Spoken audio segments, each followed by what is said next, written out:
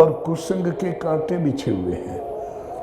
Can't कुराय बुरे रस्तों के कांटे, कांट कुराय लपेटन लोटन, ठाम ही ठाम बजाओ रे। बुरे रास्तों के कांटे बिछे हुए हैं, आंखों में चुभ गया, कानों में चुभ गया। तुलसीदास के ये कांटे चुभ गए।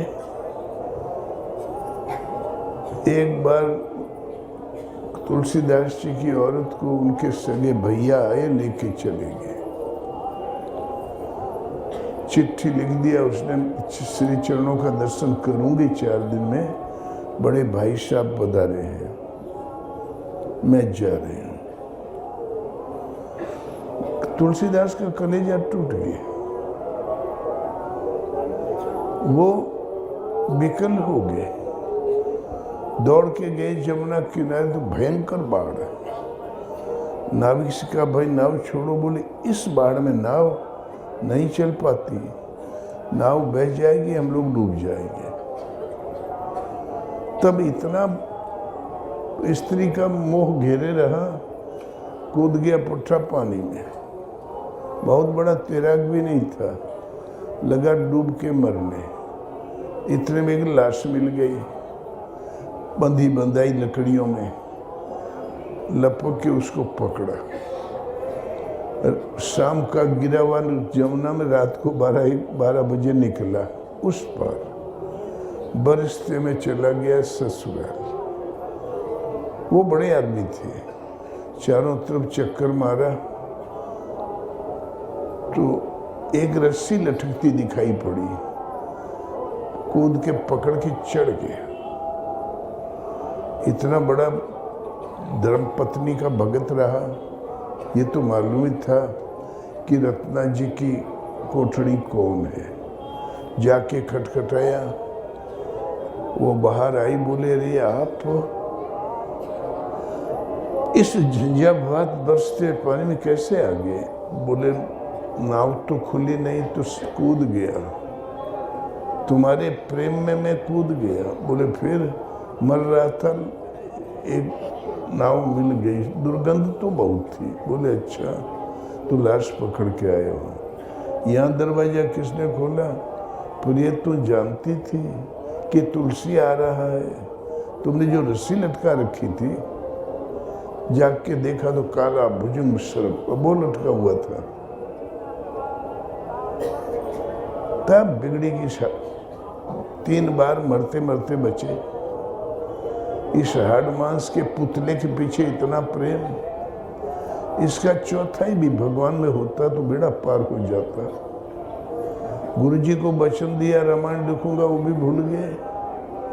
सुबह मैं समाज को कैसे मुंह दिखाऊंगी? इतना सिर फिरा पति है, नदियां डाकते, लाश पकड़ते, सरप पकड़ के चढ़ रहा है। एक बार तो नहीं समझ में आया, दोबारे कहा कुछ समझ में आया, तिबारे कहा तो बोले रे चुप चुप, कहना मत कि तुलसी आए।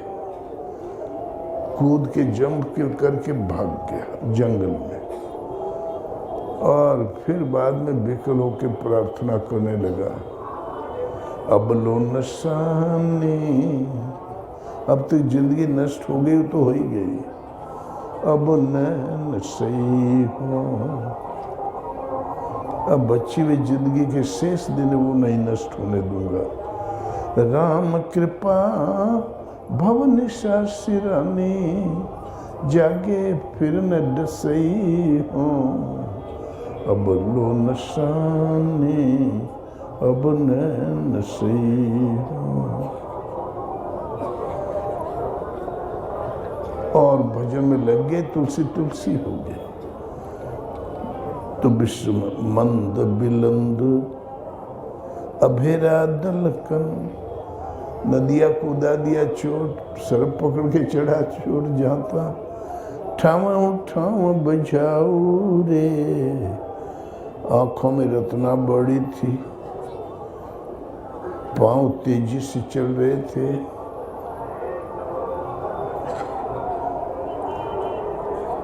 कांट कुराय लपेटन लोटन, बुरे रास्तों के कांटे बिछे हुए हैं रास्ते में, वो लपेट के लौटा देते हैं, एकदम बेढाल कर देते हैं।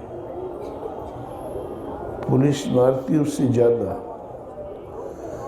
तो कांटकुराय बुरे राय माने रास्ता, लपेटन लोटन ठाम ही ठाम बजाऊ रे। कभी मन में संकल्प आते हैं, कभी बुद्धि चिंतन करने लगती है, कभी कान लगा के सुनते हैं। सब मन इंद्रियों में, 10 इंद्रियों में, मन बुद्धि में व्याप्त है, सबको फंसा रखा है। जैसे जैसे मैं आगे चलता हूँ वैसे ही रास्ता दूर होता चला जा रहा है। जस जस चलिए दूरी तस तस निज बासन भेंट लगाओ रे। ये विकार पीछे खींचते रहते हैं। मार गई अगम संग नहीं संभल, नाव गाँव कर भूला रे। मार्ग अगम्य है, बुद्धि से परे, मन से परे, इंद्रियों से परे। और मन, इंद्रिय, बुद्धि, हाथ पांव छोड़ के है ही क्या आपके पास? इनसे परे वो अनुभव गम्य जो भगवान आप में दृष्टि मन के संचारित हो जाए, सामने स्वयं तब देखने में आते हैं। मार्गी अगम संग नहीं संबल, समान बल प्रदान करने और सहारा देने वाला कोई नहीं, और कहाँ जाना ये भी हमें नहीं मालूम। नाव गाँव कर भूला रे, और तुलसीदास भव त्रास हरहु अब हो राम अनुकूला रे। तुलसीदास कहते हैं, प्रभु हमारी त्रास हर लो, आप अनुकूल हो जाओ। भगवान अनुकूल हो जाते हैं तो रास्ता अपने आप साफ हो जाता है। अनन्यास चिंतयन्तो माम, ये जना पर्युपास्ते तेषाम नित्याभियुक्तानाम योगक्षेमम वहाम्यहम्। अनन्य भाव से जो मुझे भजता है उसके योग क्षेम का भार मैं स्वयं वहन करता हूँ। करीब 2000 वर्ष से धर्म मनुस्मृति के अनुसार माता पिता गुरु की सेवा करो, आज्ञा पालन, यही साक्षात धर्म है। संख्या 236। नंबर 2, एक भी वेद का जानने वाला ब्राह्मण जिस धर्म की व्यवस्था दे वही परम धर्म है। अध्याय 12 श्लोक 113। नंबर 3, 10 ब्राह्मणों के अभाव में सदाचार से युक्त 3 ब्राह्मण, ये 3 ब्राह्मणों की धर्म परिषद जो कहे वही सनातन धर्म। पाराशर स्मृति धर्म शास्त्र पर बैठे हुए, वेद रूपी तलवार धारण किए हुए ब्राह्मण खिलवाड़ में भी जो कह दे वही सनातन धर्म है। तो सनातन धर्म आचार्य पास जो कह दे वही सनातन धर्म। लेकिन शास्त्रों में क्या धर्म कहते हैं? धार्यति इति धर्मः, जो सबको धारण करके स्थित है वो है धर्म। हमारा पीछा यही कर रहा है। पाठशालाओं में ताले लग के अब कोई ढकेले नहीं पड़ रहा है। आचार्य पास कुछ भी दे, हमने आचार्य पास किया है आयुर्वेद से, ज्योतिषाचार्य, तर्काचार्य, व्याकरणाचार्य, उससे धर्म से क्या लेना देना? ये तो सामाजिक व्यवस्था देख सकते हो जो मन बुद्धि से परे है। व्याकरणों से गणित लगाने से कैसे आ जाएगा? लेकिन 2000 वर्ष से यही पीछा कर रहा है। धार्यति इति धर्मा, जो सबको धारण करके स्थित है, उस एक परमात्मा के प्रति धारण करना धर्म है। यह तो अभ्युदय निश्रेय सिद्धि से धर्मा, जिस स्थिति में हम हैं यहाँ हम फले फूले, हमारा अभ्युदय हो और परम श्रेय की प्राप्ति करा दे, उसका नाम धर्म है।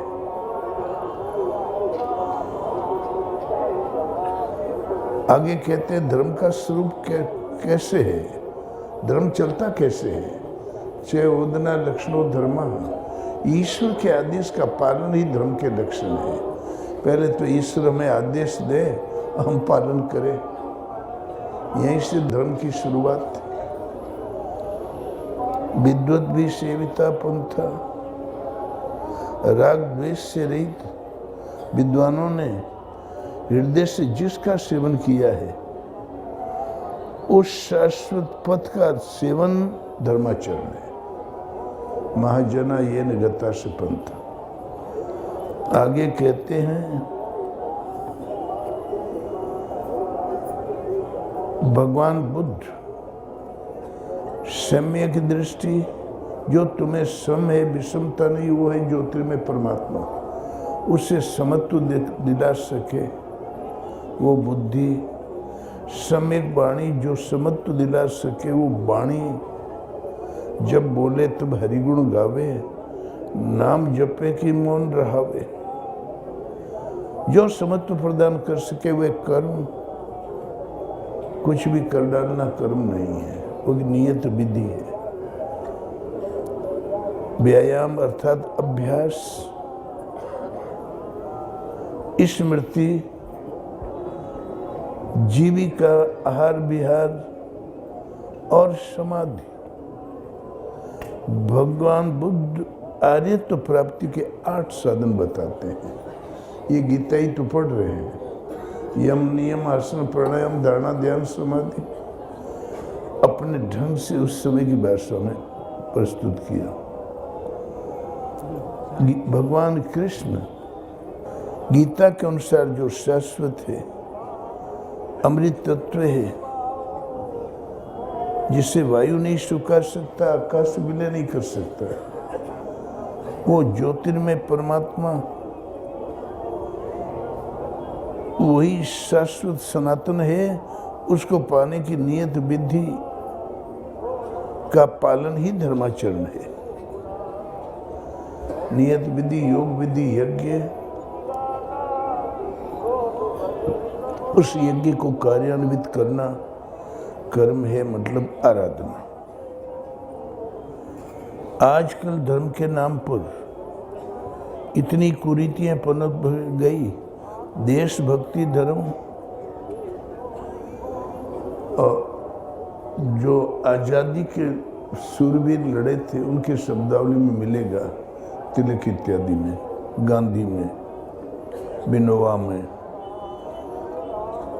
देशभक्ति सद्व्यवहार धर्म है। यह भयंकर भ्रम है। कोई कहता है वर्ण और आश्रम सनातन धर्म है। बाहर तो वर्ण होते ही नहीं। गीता में एक श्लोक नहीं जो बाहर का मनुष्यों का बंटवारा करता हो, जाति पाति का। धर्म कहलाने वाली कुरीतियों में 2-4 कुरीति का शिकार अर्जुन भी था।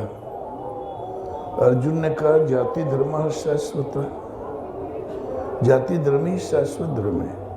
कुल धर्माश्च सनातन, कुल धर्म ही सनातन धर्म है। भगवान ने डफड़ते हुए कहा अर्जुन, कुतस्त्वा कस्मलमिदं विस्मय समुपस्थितम अनार्य जुष्टम मस्वर्गम कीर्ति कर्म अर्जुन है।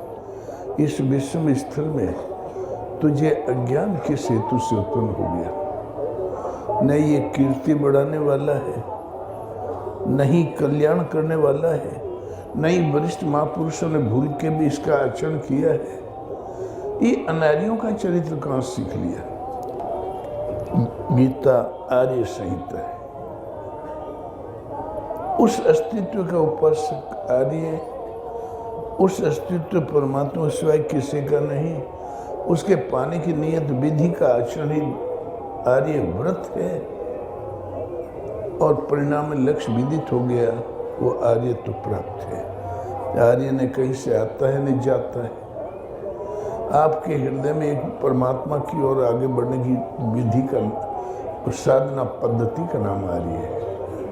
इसलिए धर्म तत्वदर्शी महापुरुष से समझना चाहिए धर्म देता क्या है। एकता, स्वास्थ्य, सारी सिद्धियां और परम श्रेय की प्राप्ति। साधना के नाम पर जितने रूपक, जितने आडंबर संत महापुरुषों के नाम में बने, सब जीविका है। जो व्यक्ति एक परमात्मा में अटूट श्रद्धा और ओम अथवा राम शिव, जो उस परमात्मा का परिचायक है, ऐसे किसी एक नाम का स्मरण करता है, वे धर्म को नहीं जानते हुए भी विशुद्ध धार्मिक है। ये कुछ पॉइंट इसलिए कि सब जगह गीता ही तो कही गई। मुसलमान फकीर हुए हैं एक, उसका नाम था अकबाल। उनके भजनों का अनुवाद हुआ है भारतीय भाषा में। उन महापुरुष का कहना है, मोहब्बत में इंतजाम नहीं होता, बेअदबी भी इबादत बन जाती है। प्रेम है भगवान से, इसमें कोई नियम ऐसा नहीं होता, इंतजाम नहीं होता। ऐसे बैठो, ऐसे बैठो, चटाई ऐसे रखो, पूरब मुंह करके बैठोगे पश्चिम, ये इंतजाम है। तो मोहब्बत में इंतजाम नहीं होता, भगवान के प्रेम में कोई इंतजाम की जरूरत नहीं। तुम बेअदबी करोगे वो भी भजन बन जाएगा। बेअदबी, गुरु महाराज घोर जंगल में रहने भगवान ने कहा रहो, 14 उपवास, 10-10 किलोमीटर चारों तरफ गांव नहीं, 5 प्रकार के शेर थे वहां पर, और भेड़ की तरह शेर ऐसे घुमा करे, आगे पीछे सामने। 3 कोठड़ी इधर, 3 इधर, एक बीच में। उसके ठीक सामने भगवान ने कहा यहीं बैठो, ये तुम्हारी जगह है। जम्मू से लाके भगवान ने कहा सती अनुसुईया में बैठा दिया। जब दोपहर को घूमने निकले 4 बजे करीब, चबूतरे पर उस कोने से उस कोने तक, तो अंतिम कोठरी में लथपथ खून से हड्डियां, चमड़े बदल बदल के रोज नए नए। महाराज ने सोचा इसमें कौन रहता है, ये नए नए हड्डी और मांस के टुकड़े कौन फेंक देता है। एक दिन उधर ही ध्यान रखा, रात को 9 बजे एक गुलबाग धारीदार शेर का ही पटीदार समानांतर बल वाला है, उनका संबंध भी है, अंदर जा रहा था, बाहर आ रहा था, महाराज को देख रहा था, दूरी इतनी जैसे वो दीवार, पूंछ ऐंठ रहा था। महाराज ने कहा अरे बेटा तू भी यहीं रहता है, भगवान ने हमको यहाँ भेजा है, तो तू अपनी जगह बदल ले, रहो जन्म भर रहो, ठाठ से रहो, सब जंगल तुम्हारा है, ये कोठड़िया भर छोड़ दे, जैसे आदमी से बात करे। बड़े सुबह कोलभील दिखाई पड़ गया जंगल में। बोले क्यों रे, इस कोठड़ी की सफाई कर देगा? बोले हो सरकार। वो पत्तियों का झाड़ू बनाया और लगा दिया। तुमड़ी में पानी लाया, 2-4 तुमड़ी छींट दिया। उस दिन से शेर जब तक जिया वहीं रहा। कभी महाराज के ऊपर छत पे बैठ के छज्जे से देखा करे, पांव लटका के, कभी दाहिने कभी बाएं, नीचे रोज रहे। आगे कुआं है, उसके बाद गंगा जी है। गंगा किनारे कुएं के पास बालू पड़ी रही, उसमें सोया करे। 11 बजे 10 बजे आके रोज सोवे, 5 बजे उठ के छलांग मारे, उस पर चला जाए भोजन छाजन के लिए। 15 साल तक रहा। 14वें दिन अत्यधिक गर्मी की वजह से पेशाब से थोड़ा खून जैसा दिखाई पड़ा, लाल लाल। तो महाराज को कोई खाने की चिंता नहीं थी, कष्ट भी नहीं था कि मैं भूखा हूं, लेकिन खूनवा देख के गलानी आ गई। बोले अरे खून गिरना शुरू हुआ है, 10 दिन में शरीर छूट जाएगा। शरीर में क्या रखा है? थोड़ी सी करुणा आ गई। भगवान को खरी खोटी कह दी है।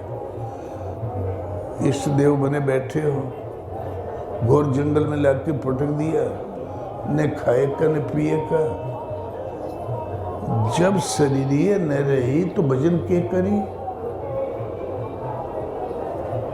उस दिन भगवान बोले ठीक है, जब खाए का है तो कल से खाओ।